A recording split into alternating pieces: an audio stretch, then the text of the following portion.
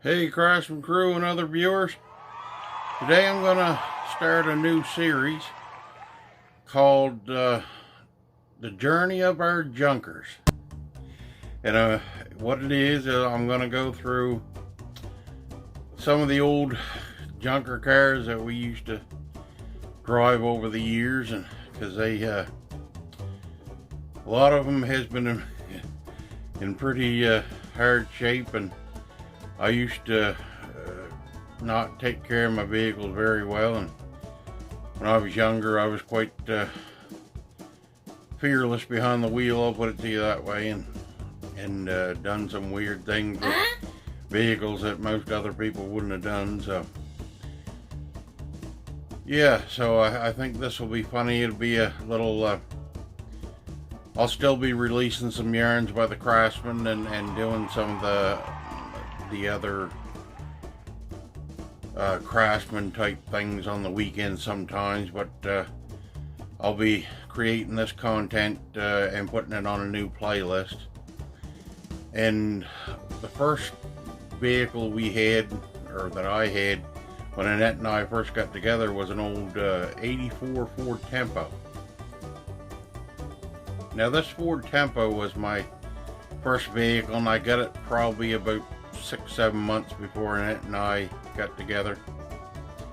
When I first got it, it was a burgundy, but it had one of those clear coats on it that the sun had really faded it out, so it didn't look the best. So I had the bright idea that I wanted to paint it black, because in my opinion, the black is the best color for a vehicle.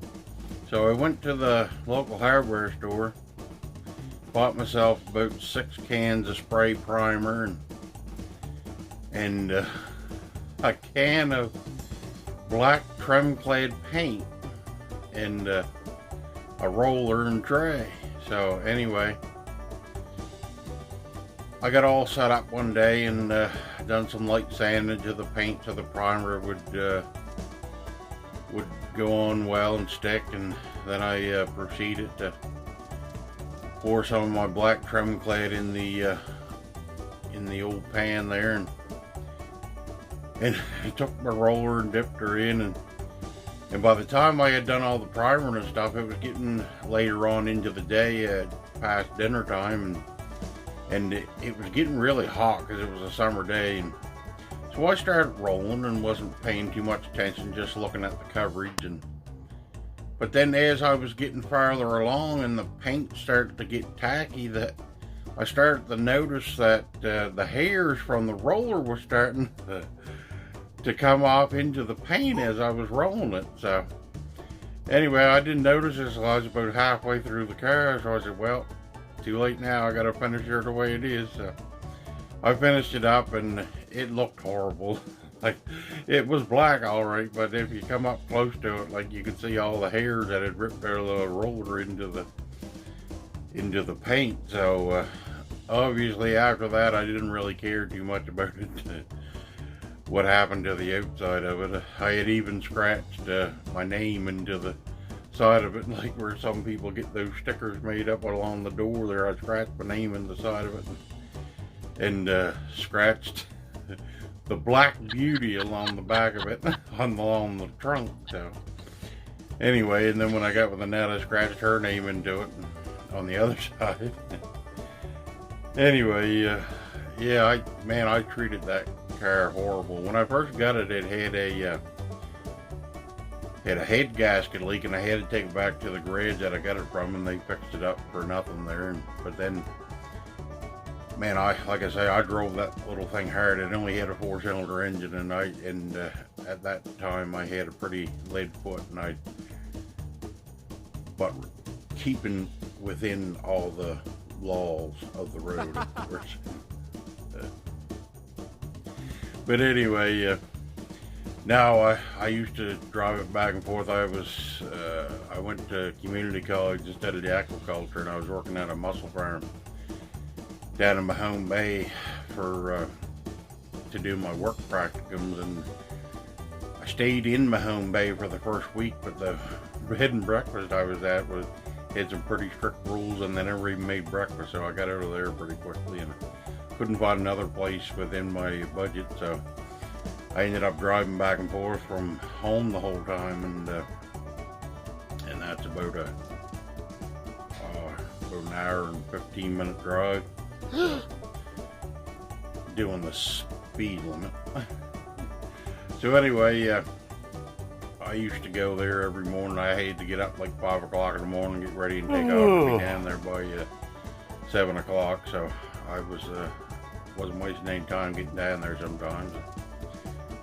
And so when I hit the highway, I would be going pretty good cruising speed there, and set her on cruise and let her fly there. And those little 4-cylinder engines ain't made for that kind of stuff. So it developed a rear seal leak, and it would have been probably more money to fix it than what the old car was worth, because I only paid like $1,800 for it whenever I got it. So anyway, I said, well, I'll just keep driving her like that until it gets too bad to go. So eventually, as I kept driving it, the leak got so bad that I would literally have to go to a gas station and say, fill her up with oil and check the gas. So, oh my gosh.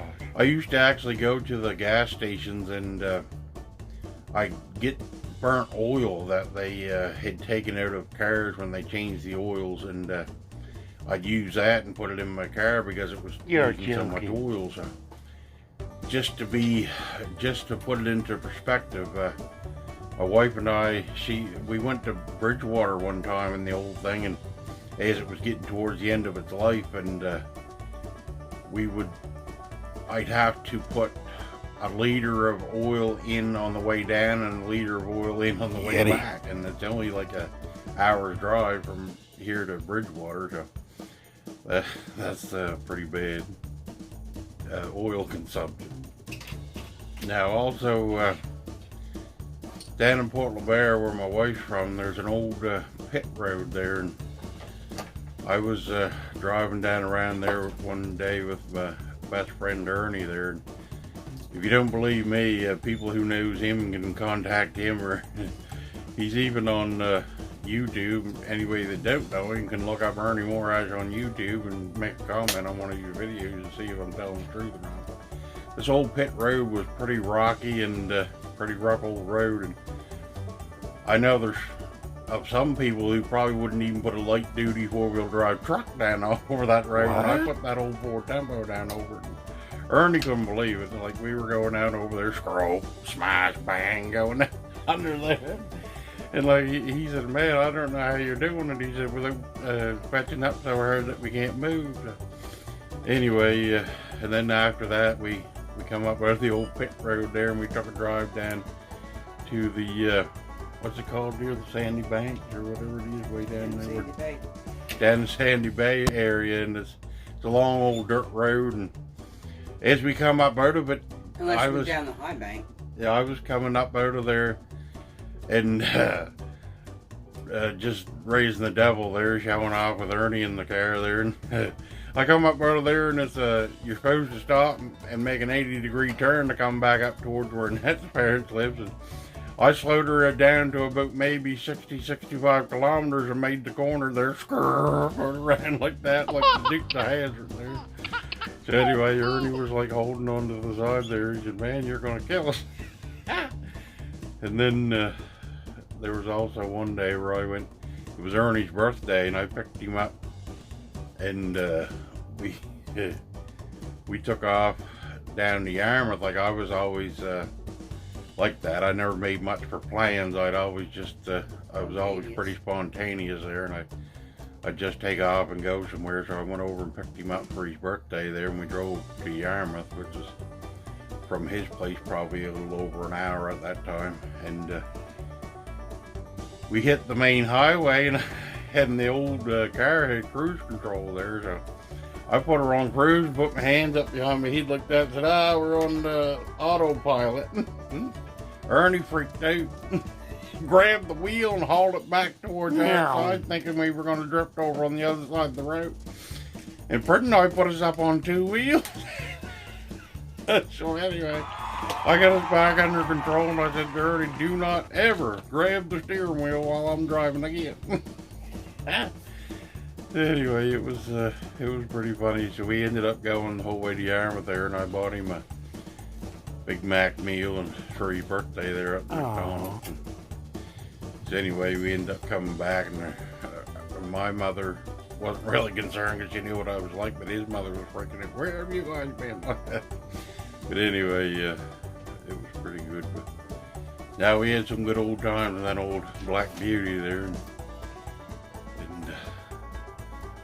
it's probably not the end of it. Like, I would probably tell you a lot of yarns about that old car, but that's probably some of the highlights of it. But yeah, so anyway, I hope you enjoyed this first installment of the journey of our junkers and featuring the Black Beauty. So yeah, so look forward to, I don't know what, I'm not going to probably go on like a schedule of what day of the week I'm going to be releasing like the Craftsman, Yarns by the Craftsman, or the journey of our junkers. I'm just gonna, as I feel the story coming on, I'll just add one to whichever playlist that I do on that day.